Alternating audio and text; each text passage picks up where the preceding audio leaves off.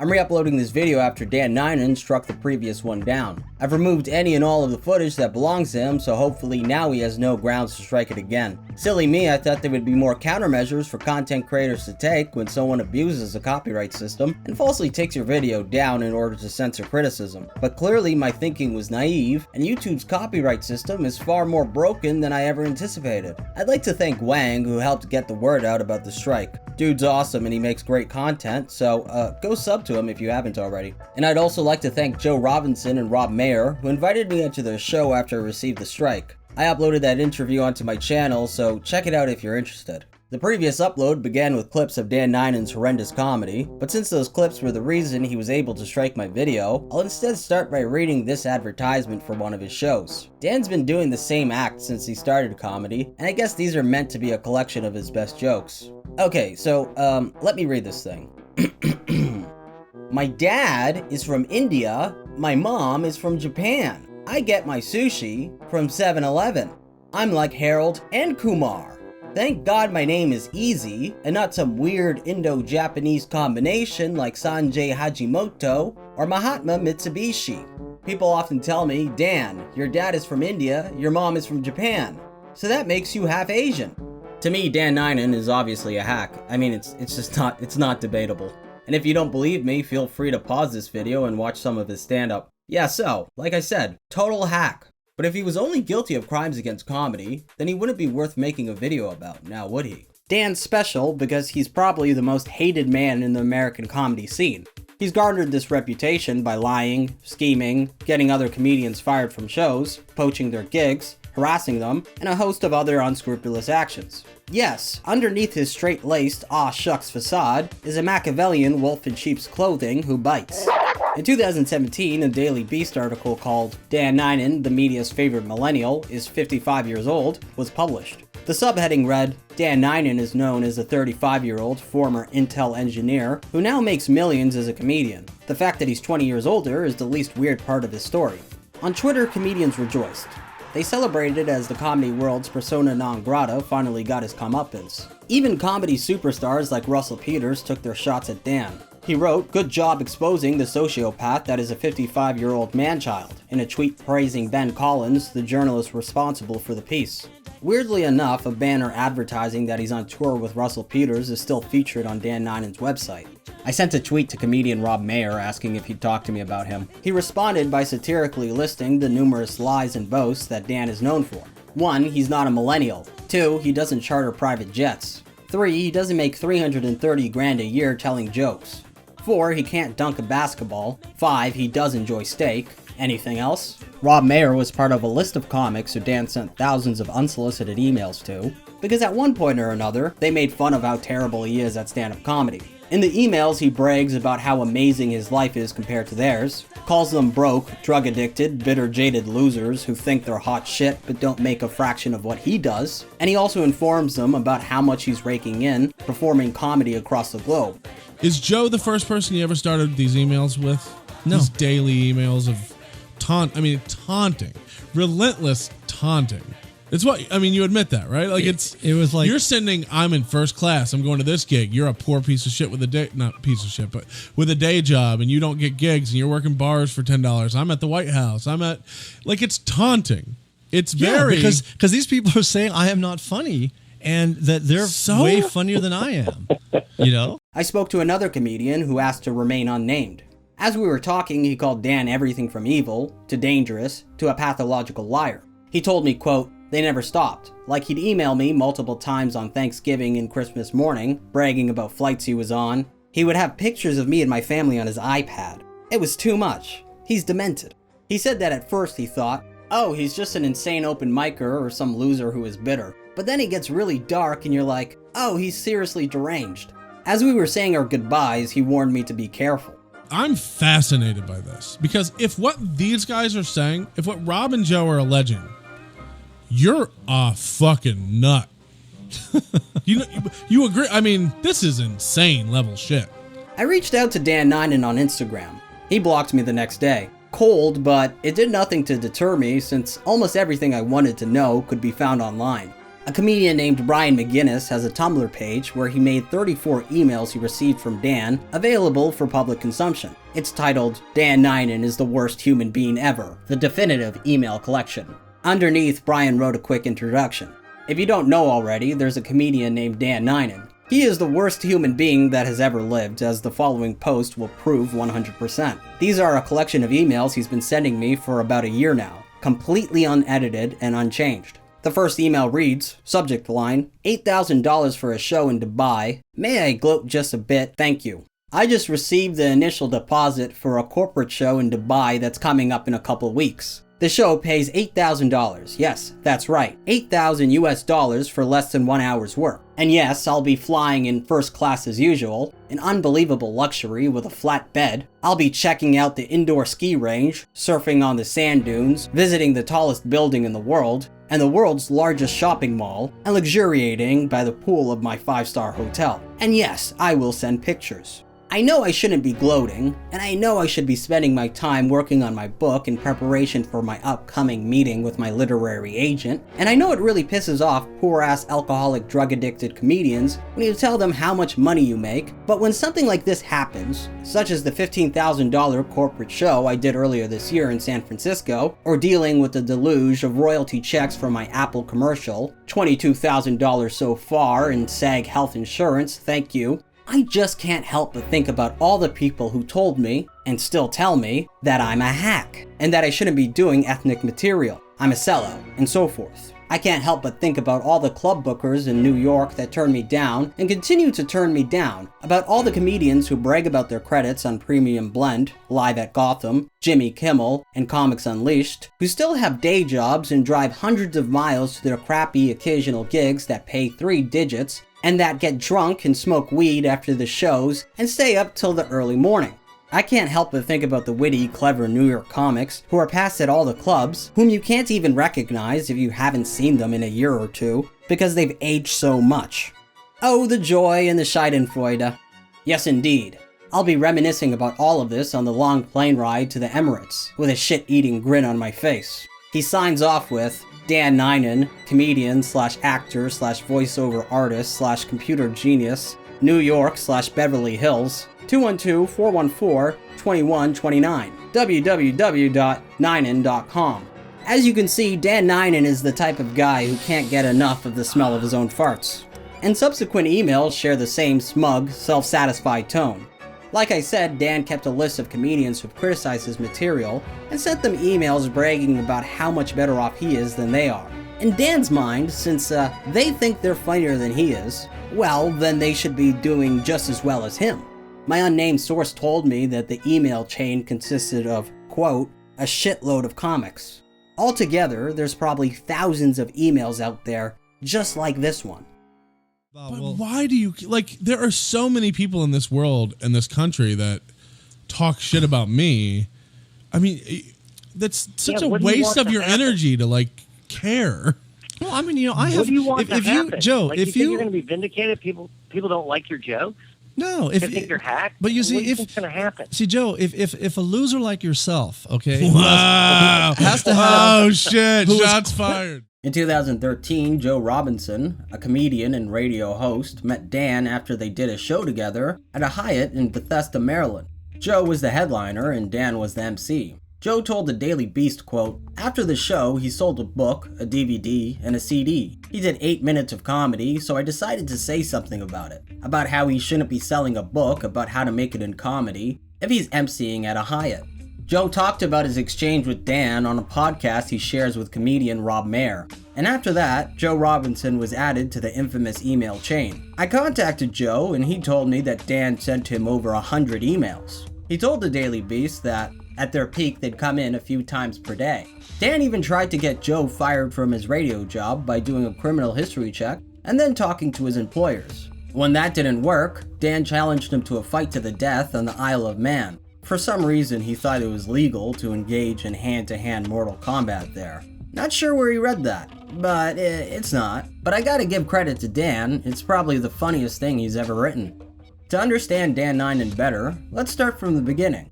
Dan Nainan was born in Bloomington, Indiana in May of 1961. I repeat, 1961. He was not born, as it claims on his website, in 1981. His father is a nuclear physicist from India, and his mother is a child psychologist from Kyoto, Japan. He describes his childhood as a troubled one, not because of his parents, who he says were loving and supportive, but instead because he was tormented by bullies at school. Well, my parents were and are fantastic. My problem, though, stemmed from problems with my peers, and I was very brutally bullied and an outcast, and just had no friends, and it was a very tough childhood. He majored in general business and management at the University of Maryland. In 1996, he was hired by Intel at their corporate headquarters located in Santa Clara, California. There, he was tasked with performing technical demonstrations at Intel events around the world. Suffering from a fear of public speaking, he sought out a class that could help him ease his anxiety while on stage.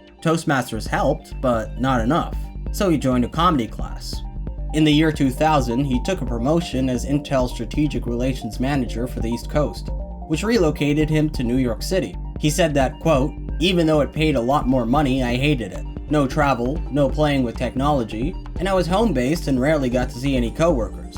I was absolutely bored." He says that after watching planes crash into the World Trade Center from his corner in Manhattan, and after seeing so many people die right in front of him, he realized that his life needed a change. So he left his job at Intel in order to pursue comedy full-time. Okay, that's weird. Because in a New York Post article from 2009 called Second Acts, Dan says he was fired from Intel, not that he was compelled to quit after witnessing 9/11. In a Business Insider article called 5 People Who Radically Altered Their Careers After 9/11, it says, on September 11th, Dan was able to watch both towers fall from his corner in Manhattan, New York City. After watching so many people die right in front of him, he realized that he needed a change. He left his job to pursue comedy full-time. So yet again, this time from a Huffington Post blog, it says that he was laid off in 2007, which doesn't really make sense because there is definite proof that he was well into his comedy career by that point. So Dan, which one was it? Were you fired from Intel in 2007? Or did 9/11 compel you to quit and pursue a comedy career? Keep everything but your stories straight, right, Dan? Right. Dan's comedy career took off quite quickly. Within a few years, he was already touring with successful comedians like Bob Saget, Robert Schimmel, and Russell Peters. And in less than a decade, he was making a good living as a stand-up comedian. But something was missing. For all of his accomplishments, he never earned any respect from his peers. Other comedians found his material insipid and uninspired. They saw him as a hack who used racial jokes as a crutch. And boy, did they let him know. Just as he was an outcast during his formative years, he was also an outsider in the comedy scene. Here's an excerpt from his book, the best book on how to become a full-time stand-up comedian. Yes, that is the title, and yes, I actually did read the thing, where he talks about joining a comics roundtable workshop with 10 other comedians and calls it, quote, the most awful experience imaginable. Nobody laughed at any of each other's jokes. Of course, I laughed at all the jokes, because I love to laugh. But comedians are notorious for not laughing when they're off stage. I was seen as the weak link in the roundtable, even though my stuff was already killing in clubs. They even held a remedial meeting for 2 comedians whom they thought were the weakest, and I was one of them. Needless to say, the group self-destructed. In another chapter, he writes, "When I started out, I was part of an online forum that was absolutely awful. I was the target of a tremendous amount of vitriol because of the ethnic nature of my act. Now that I have a successful career, the last thing I want to do is waste my time trading insults with a bunch of comedians who are bitter, jaded, and angry because their careers have gone nowhere." Now, we already know this, but although he wrote that he sees trading insults with other comedians as a waste of time, he ironically devoted a lot of energy to doing precisely that by writing them unsolicited emails. In one such email, he says that he sent them to people who rejected me from performing in their clubs, or told me I would never go anywhere in comedy, or told me I'm a hack, etc. Once in a while, I like to send emails like that out to people who fit that description, just to let them know how well I'm doing, and that my reality is brighter than their dreams. I'm different from other comedians. I use their rejections as fuel, as motivation to reach even greater heights. Another email sharing the same sentiment reads, "Every time I have a victory, I think about you guys. You provide me with tremendous motivation. I owe you a world of thanks.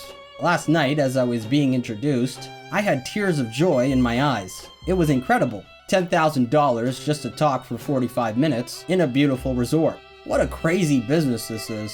How sad that you will never experience anything like this, even though you could. He ends the email by signing off with, "Sent from my ridiculously overpriced iPad 2. Joe, you're an asshole, Joe. You gotta wind and you were it a failure. You failed. You quit comedy because you saw Dave Chappelle, and then when I met you, you said you'd already quit. You quit comedy twice, Joe. You quit comedy twice, and you're nowhere. You do these shows in Arbutus and Magoobies, and you have a day job, and you're a friggin' failure. Okay, you're a failure, Joe. So is JL Coven, and so now Rob is actually pretty funny. And so is Patrick. I don't know, am I supposed to defend this? So or is do I just no, you can say Patrick. That's fine. No, you're not a failure. leave that Just in. cover the NFL draft for the flagship station. So how does an unfunny and unlikable comedian build a career in a field in which those two things are presumably not only an asset, but also a must? Well, that's because he's a natural marketer with a low moral barometer, which as we all know is synonymous with born liar. Dan credits this YouTube video with being responsible for getting him booked in 28 countries and on 5 continents. He uploaded it in 2006 and filled the description box with his contact info, which proved to be a smart move. He says that calls and emails still come in once or twice a week from people who see it and want to book him. By the way, let's take a look at the comments because none of them seem genuine. Honestly, the whole comment section just seems like Dan is talking to his bots. Like this comment here, for example. "Dan, you are so funny. I laughed until I cried. Thank you for being clean. I'm tired of the filth passed off as comedy. May you skyrocket in popularity, good man." I mean, that's totally Dan, right? Who else would add that they're tired of filth passed off as comedy, other than the 100% clean Indian comedian himself? Anyway, let's check out some of his other videos. Oh, he plays the violin?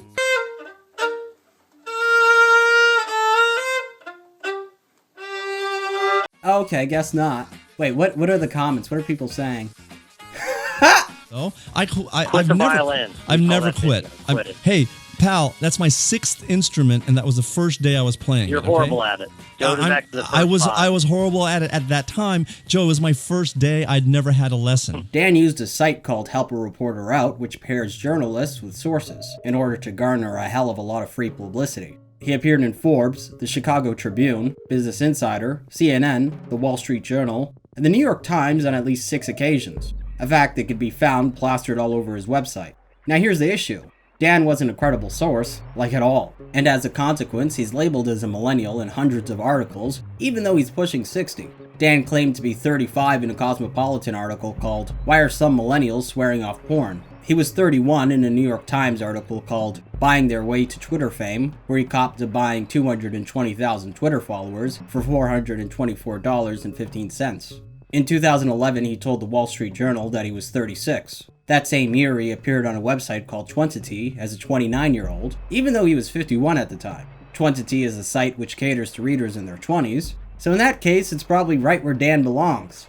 By bending the truth, Dan gained free publicity. People would read about him and think, wow, this guy's amazing. He's only 29, but he's already done so much. He's worked in Silicon Valley, and then transitioned into a successful career as a comedian. Just what can't this kid do? Several years ago, there was a buzz surrounding a former marketer named Ryan Holiday, who was able to dupe the media into printing anything he wanted. Just like Dan, he did this by using Help a Reporter Out. He even wrote a book detailing his process called Trust Me I'm Lying, Confessions of a Media Manipulator. Fun fact, the most recent edition of the book begins with a preface that mentions Dan Nainan. Anyway, I've collected some quotes from the book that explain how Dan was able to get away with so many lies to the press. You'd think that fact-checking would be an instrumental part of the job for anyone who calls themselves a journalist, but as Ryan Holiday writes, that's sadly not the case. Journalists say Help a Reporter Out is a research tool, but it isn't. It is a tool that manufactures self-promotion to look like research. Help a Reporter Out essentially encourages journalists to look for sources who simply confirm what they were already intending to say. Writing online is often called a digital sweatshop for good reason. Ceaseless fight for table scraps might be another phrase for it. In 1975, a reporter might have had a few days to work on a piece. Now they have a few minutes. Today, the online-driven news cycle is going a million miles a minute in a million directions. The New York Times may still try to validate their sources, but it hardly matters, because no one else does. 2 ways to become wealthy and to become a millionaire quickly, and one is to make a lot of money, and the other is to be as frugal as possible. In fact, the 32-year-olds managed to save a whopping $1.6 million nest egg. Dan has a track record of making almost exact replicas of Asian comedians' websites and replacing their contact information with his own. When someone would try to book a comedian he did this to, such as Paul Verghese, Omar Shakat, or Esther Koo, they'd end up on the phone with him instead. Esther wrote on Twitter that he tried to sell her website back to her, and Omar Shakat even has evidence of this on the About section of his site. Dan also did a similar thing to Russell Peters. Here's what Russell had to say about him on the Joe Rogan Experience. Somebody did that to my website. They made myrussellpeters.com. They put russellpeters.com with one L. And then they completely cut and pasted all my shit from my website to that one. And what were they doing anything? It was this fucking douchebag guy. I don't want to even say his name because I don't want to give him any credit. But he thinks he's a comic and he's just a fucking douche. So he did that just to fuck with you? Yeah, because then because you would go to contact info and he had his number there. What? He opened for me like 3 times or something, and it wasn't like I asked him to open for me. He would sort of stalk me and be like, "Hey, I see you're gonna be in Indiana this Friday. I'm gonna be in town there on Thursday night doing a corporate. Do you mind if I do a set on the Friday? You don't have to pay me or anything." Wow. Okay. Wow. That worked like 3 times, and I was like, "Wait a minute, Russell, how the fuck are you always where I'm gonna be the day before?" Russell, can I get a lock of your hair? Basically. That guy sounds crazy, creepy stalker guy. Oh, he's a complete sociopath. But he was like doing this kind of weird fucking sneaky snake shit, like saying that he was going to get you to do guest sets. So was he calling you and, "Hey, Russell, you no, we're not friends at all. You're not friends at all. But he's using you as a selling point. He was using my name, like. Yeah, no, because he opened for me before. You meet so many weird fucking people in this business, man. And he's not even a guy who wants to go work the road. He's like one of these douchebags who just decided he was going to do comedy. Wow. And he uses jokes off the internet. It's fucking horrible. He's a complete fucking cornball. On September 25th, 2013, Dan Nainan punched a Daily Beast reporter named Josh Rogan in the face during a show at the DC Improv after he criticized his act on Twitter. The criticism itself was mild. All he had to write to set Dan off was, Dan Nainan was funny until he dusted off his 2005 Katrina jokes in a gratingly bad George W. Bush impression.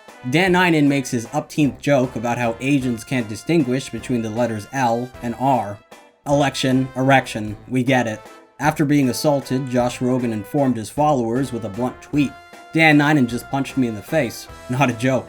This was followed by, we are calling the police on Dan Nainan, who just punched me twice in front of several witnesses. DC police arrested Dan Nainan for assaulting me. Later, Rogan told the full story to the press. Quote, Dan Nainan comes over to me and says, "Are you Josh Rogan?" And I said, "Yes." And then he punched me in the jaw. And then he pushed me. Then he walked away, and about 10 seconds later, he came over and he punched me again. After he was arrested, someone found the police report and exposed his real age. Regardless, it did nothing to stop Dan from harassing comedians online and lying to the press. In the following 2 years, Dan's behavior just became worse. Around this time, Mark Maron, comedian and host of the hugely popular What the Fuck podcast, received a handful of emails that he decided to read on his show. I get a series of emails out of the blue from a guy I don't know, nor have I ever heard of, and I'm not going to mention his name. For a couple of reasons. He was a fucking dick on these emails, and I couldn't quite believe his angle. Here's the first one. Subject line. Prick, fuck, alt comics who don't earn any money doing comedy who give advice. I'd like to be on your podcast.